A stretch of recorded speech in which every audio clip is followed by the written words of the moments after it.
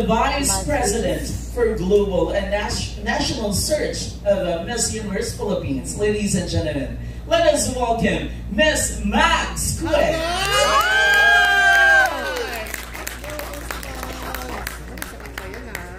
Hello, Miss Mags. Good morning.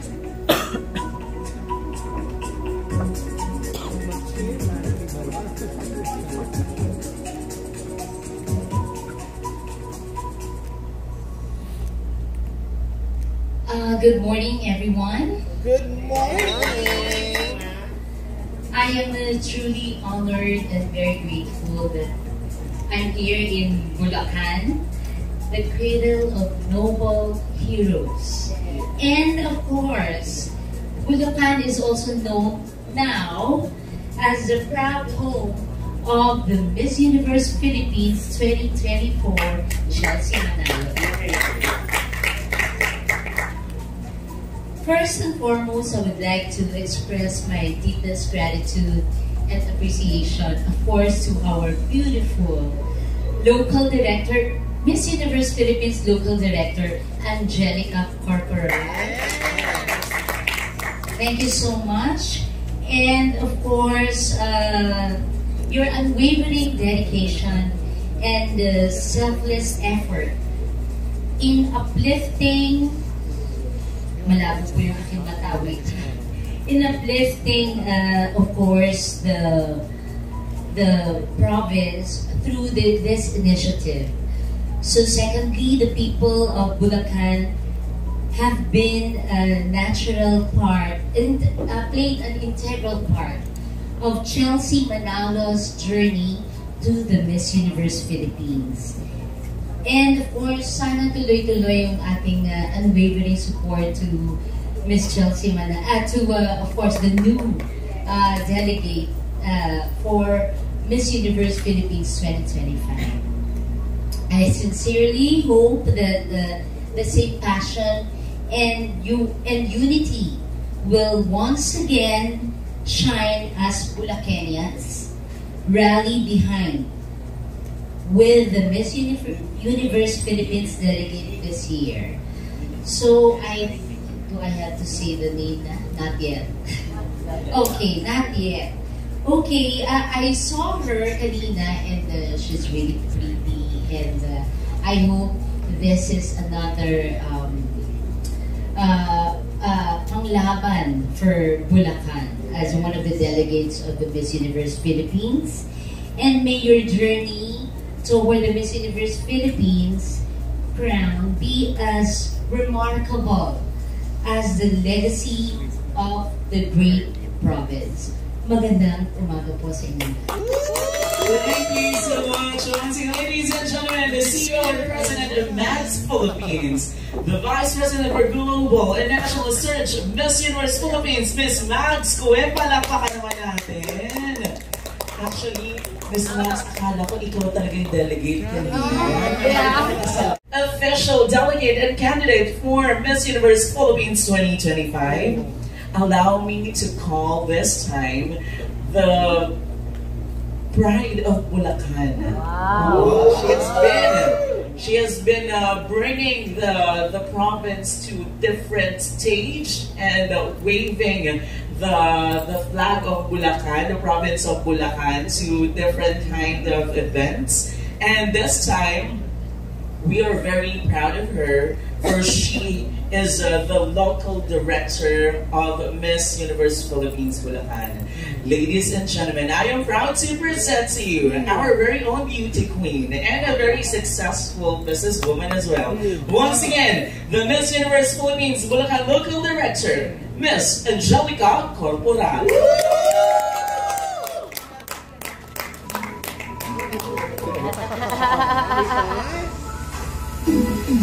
Ala namin yun ay candidate. Wait lang, nakabahan ako sa inyo.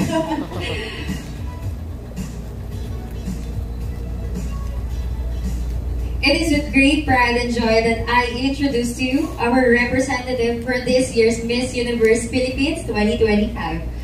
Representing Bulacan, she was born in May, City and a 23-year-old cum laude graduate of Bachelor of Science in Psychology from Pamantasan ng Luzon, Valenzuela.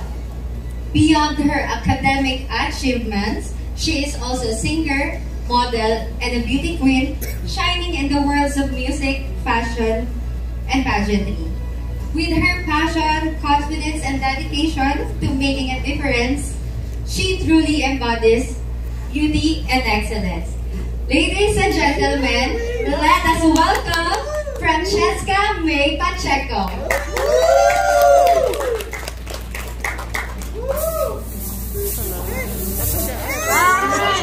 Ladies and gentlemen, our Miss Universe Philippines Bulacan representative year 2025, Miss Francesca Pacheco.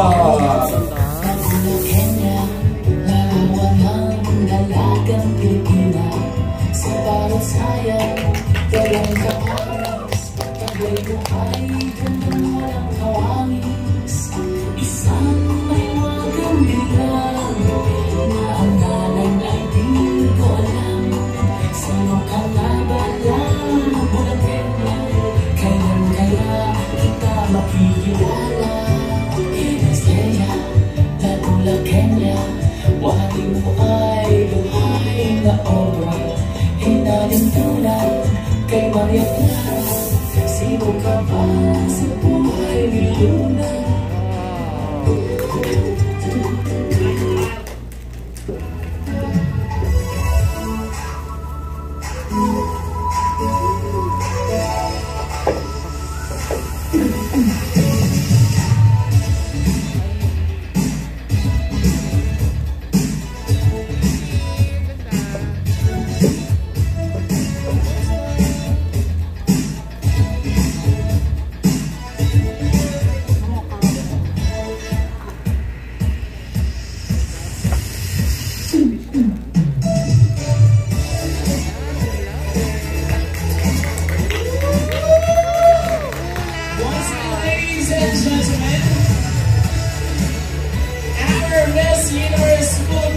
Bulacan representative, Miss Francesca Pacheco.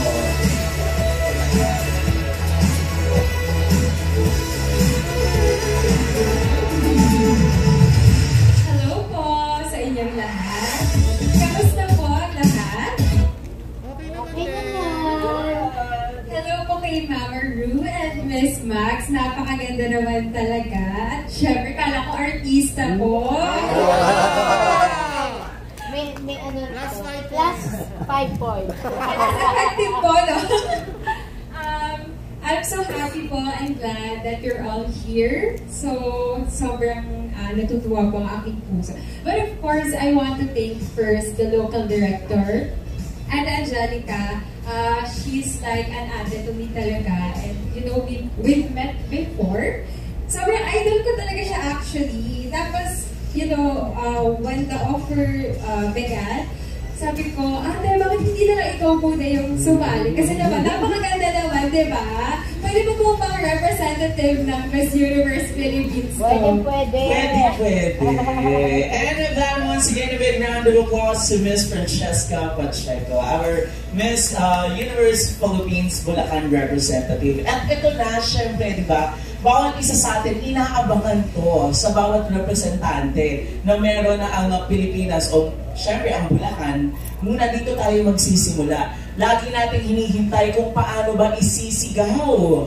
Diba? Ang nire-represent ang probinsya ng ating mga kandidata. So this time, Ms. Francesca, pwede mo ba kaming sampulan kung paano ka magpapakilala?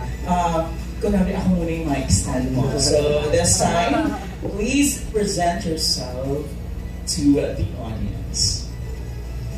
Francesca Pacheco, Miss Universe Philippines, Bulacan! Wow! Palakpakan naman natin once again, Miss Universe Philippines Bulacan representative, Miss Francesca Pacheco. A big round of applause. And now, to proceed with our sashing ceremony today, here with us, of course, I'd like to call in right here on stage. First, once again, the Vice President for Global and National Search, Miss Universe Philippines, Miss Mag Square. With her as the Miss Universe Philippines Director for the Asia Pacific and Local Search, Miss Universe Philippines, Mr. Arnold Mercado. And of course, our Miss Universe Philippines Bulacan Local Director, Miss Angelica Corporal. And they will also be joined by the representative of Governor Daniel R. Fernando, Chief of Staff Attorney Nikki Manuel Coronel, together with the OIC Department Head of PHATO, Mrs. May Arlene D.C. Torres.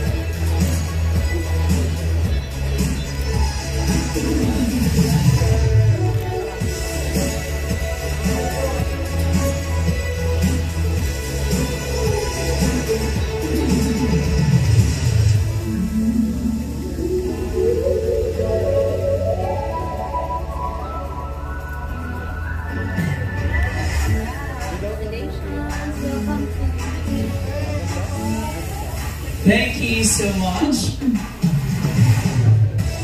Okay, I'll be asking our local director, Ms. Angelica Corporal, to just stay on stage. And this time, thank you so much to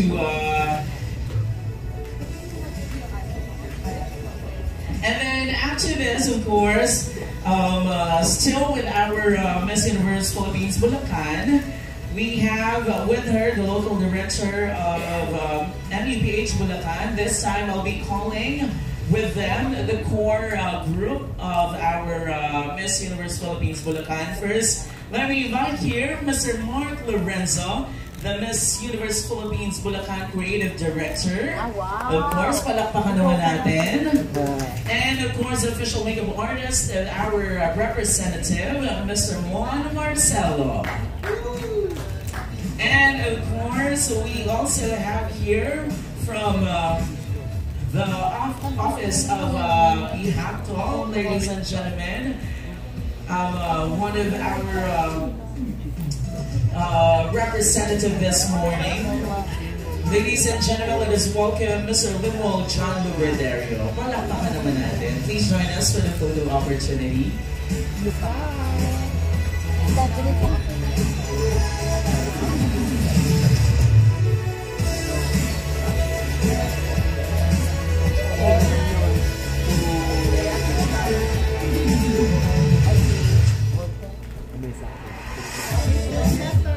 One more, and one more slide, of course.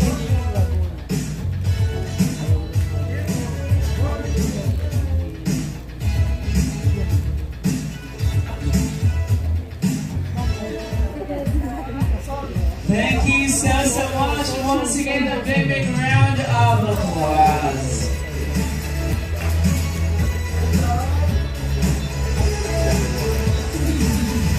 Maraming salamat. And this time, as we continue our sashing ceremony, I believe a lot of you has your questions for our representative for the Miss Universe Philippines. So this time, hello, Miss Francesca. So once again, here's your microphone. And we'll be allowing some of our guests this morning to ask a couple of questions for you. So I'll be going down.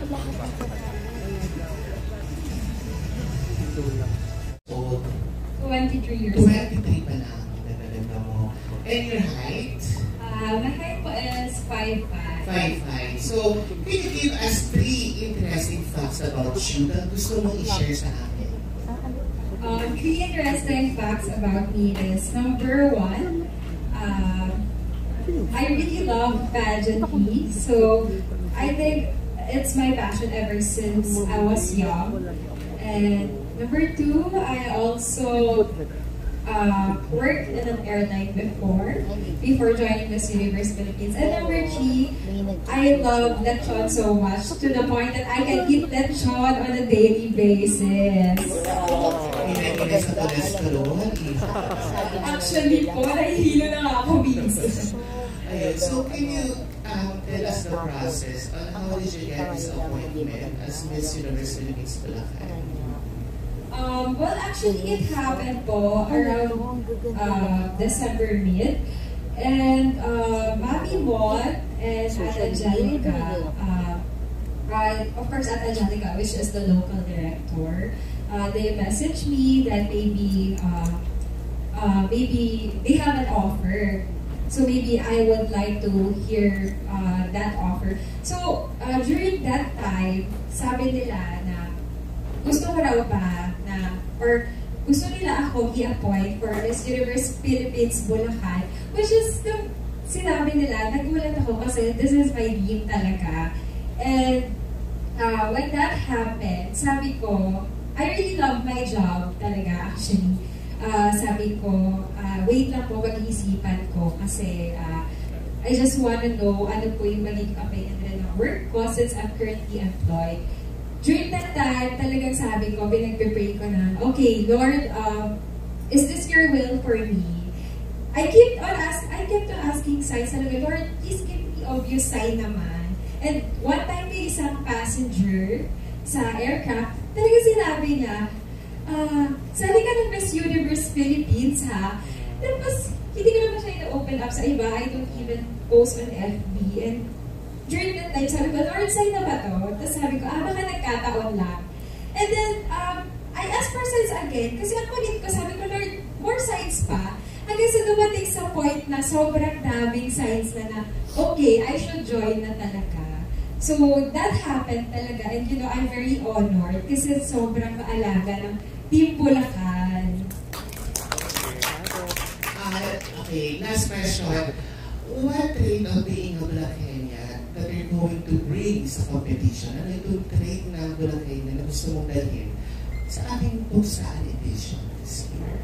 Well, actually, we all know that Bulacan is known for the land of historical heroes.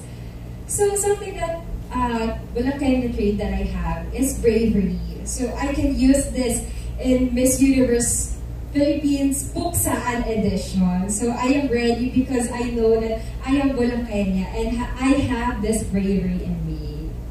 Thank you so much, Raven. Hello. Thank you. Thank you po.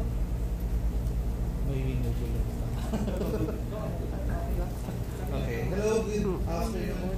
My name is Ariel for the Philippines on Instagram. So, once you're now an official candidate for Miss Universe Philippines 2025, so lagi mo kami makakasama sa mga events. Po. My question is, our rating is from Bulacan. So, what's the pressure at the moment? Actually, who wouldn't be pressured? It's Chelsea, you know, it's Bulacan's pride. Nung nanalo si Chelsea, of course, buong Bulacan nagsigawan with her victory. But you know, something that I really think I can convert into good pressure is because Bulacan has been more supportive when it comes to pageantry. And handling this, you know, I have a lot of people on my side backing up in my journey in Miss Universe Philippines Bulacan. Okay. Request lang din ako ng another introduction. So, it's your name and then Bulacan Province lang without Miss Universe Philippines. So, is it okay ba? Yes, for sure. Okay, go. Francesca Pacheco, Bulacan Province! Okay. Yun lang naman. Thank you. Thank you po. Paayos natin yung crown, okay lang ba? Yeah, the crown is... Medyo hindi ganun kapantay. Ito the rest yung ating Di ba talaga? She's very hands-on talaga. Ayan, perfect. Perfect. Perfect. Angelica. Ayan. good afternoon. I'm Noli. Hi po, good afternoon. Thank you so Okay, much. my first question is, what made you decide to accept the challenge or the responsibility of being Bulacan Province representative for Miss University in 2025? Actually, it's a leap of faith because it's kind of a love triangle. So, like what I've said earlier, I really love my job. But at the same time, I feel like this is my first love coming back to me. So, it's something that it's really hard to decide on. But, you know, I really believe that this is the greater calling of God to me, that I should join Miss Universe Philippines. And this is the time that maybe I should go back in my first love. Okay. My final question is quite similar to the previous question. Since you are the official successor of the reigning Miss Universe Asia, sa tingin mo, yung position mo ngayon is more about pressure or parang inspiration? Actually, it's both. Very, all of the eyes are on Bulacan right now. So there's really present of pressure. But at the same time, it's really nice to have Bulacan going back to pageantry. You know, in Bulacan, so many pageantry happenings here, so many, how do you say this? A lot of beauty queens are aiming for national or maybe here in provincial. So I think it's both, but of course we always have to look at the good picture. In your opinion, what will set you apart from the rest of the brand delegates this year? Well, what will set me apart? Well, it might be redundant, but I kept on saying I'm very blessed with my core team. It's my edge. My core team, they're the reason why I'm here at Angelica.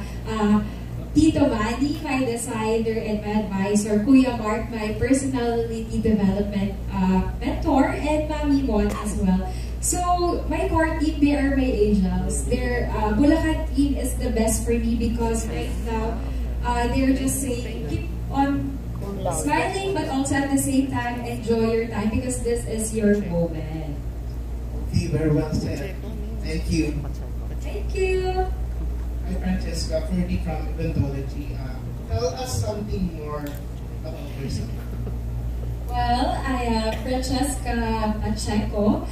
I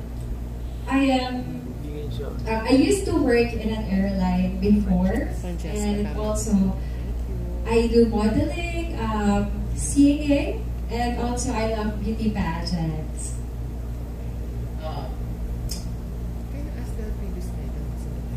What was the previous pageants that you competed in? Mostly it's provincial. I joined Hari at Reyna ng Singkaban. That's my pageant about last 2 years ago. Hari at Reyna ng Singkaban. And then in national, I joined Miss Bikini Philippines, but it's around 2021. So other than that, it's mostly provincial pageants. So it's my first national major pageant. You're cum laude at what school, and what course did you take? Cum laude in Pamantasan ng Lungsod ng Valenzuela, Bachelor of Science in Psychology. And why should you be? Wait lang daw. Wait lang. Ready na? Wait lang. Okay. Go. Francesca, why should you be the next Miss Universe Philippines? I used to join barangay pageants when I was 15 years of age. And I believe that that's my first love, the pageantry. And at the same time, I want to share it I want to be a testimony to a lot of people that no matter how small you started, you can always be your dream. you can always achieve it with a heart, with a mind that you keep on going and being determined. And most importantly, this journey will not just be about me. It's about people's aspiration to be seen and to be heard. Thank you. Hello, so congratulations. So, this year kasi is Poksaan. So, my question is, how will you convince yung mga judges and then, of course, the Miss Universe organization, especially Miss Max, and to choose you as the winner of Miss Universe Philippines? Well, like last year it's Bardagon, and right now it's Poksaan. So, as a Bulacania, meron kaming matapang ng puso at ipaglalaban namin ang Bulacan muli para mag-back-to-back. Bulacan muli! Bulacan muli! Balikan! Hashtag! Hashtag yan. Bulacan muli! Bulacan so, final question na po. So,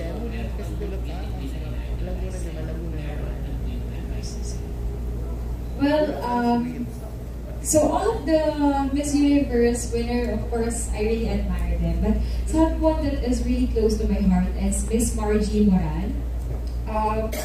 When I had the dilemma if joining pageant or I'm just gonna be working for this year, we were able to have a quick discussion about it. And you know, she mentioned to me that there are so many things that you have to consider when joining Miss Universe Philippines. If this is really what my heart wants, then I should pursue it. That's why I really look up to Miss Margie Moran, because she really touched my heart during those times. But Margie Moran,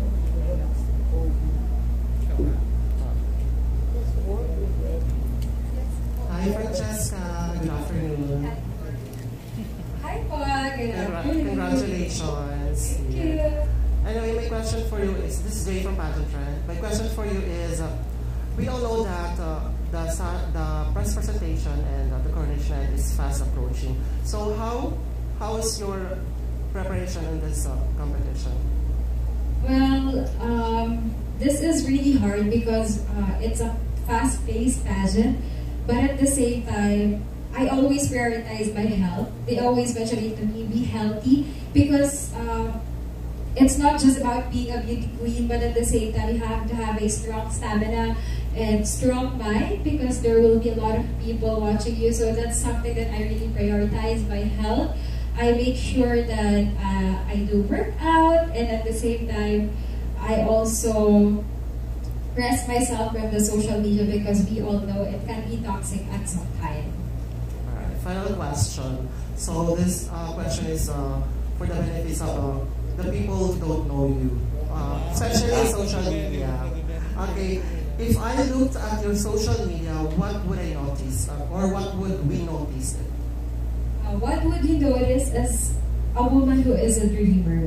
You know, you can really see in my Instagram feed, it's full of pageant photos of me. And you know, I always post it because I want to inspire a lot of people that, you know, I started before in Baranggayan, and right now I'm going to be able to represent my province, my hometown, Bulacan. Thank you so much, dear. Pahabol na question. Do you have concept na ba about your national costume for the competition sa Miss Universe Philippines? Actually, I still don't have any idea, because I think Tito Manny is still creating, or maybe hindi pa na-share sa amin. No? So let's just keep it a secret as of the moment. Dahil alam ko, magpapasabog na naman ang isang manihalasan. Can you rate yourself 1 to universe? Okay, I will rate myself universe. I know that there are so many things that I have to improve, but I am here. This is my dream, and at the same time, I know this is my calling. I joined Miss Universe for a reason, and right now, I will always keep on claiming that I am Miss Universe Philippines 2021.